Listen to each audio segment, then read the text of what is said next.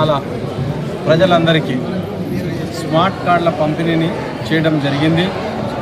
దాంట్లో ఉన్నటువంటి 8 రకాల ఫ్యూచర్స్ని ఇంటి సభ్యుల సంఖ్యతో క్యూఆర్ కోడ్తో పనిచేస్తుంది. వాళ్ళు స్టాక్ కూడా తెలుసుకోవచ్చు, వాళ్ళు తీసుకున్నారా లేదా కూడా తీసుకోవచ్చు.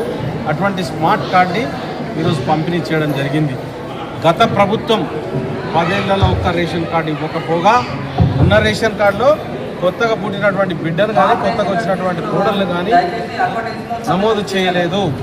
మరి అటువంటిది ఈరోజు ఎవరి ప్రమేయం లేకుండా ప్రజాపాలన దరఖాస్తు చేసుకుంటే మీ సేవా కేంద్రాల్లో రేషన్ కార్డులు ఇవ్వడం జరిగింది.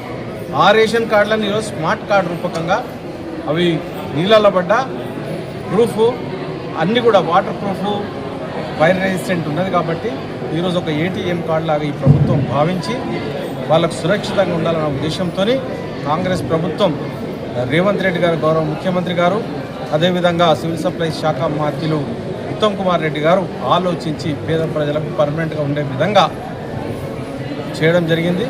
అదేవిధంగా ఈ రేషన్ కార్డులు ఇవ్వడం అనేది నిరంతర ప్రక్రియ. ఈరోజు వచ్చి మళ్ళీ ఎప్పుడు వస్తుందో అనేది లేదు.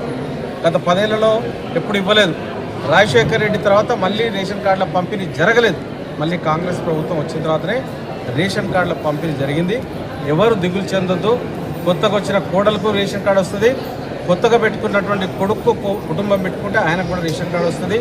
పుట్టిన బిడ్డను కూడా దాంట్లో యాడ్ చేస్తారు. ఇది 24/7 ప్రోగ్రామ్.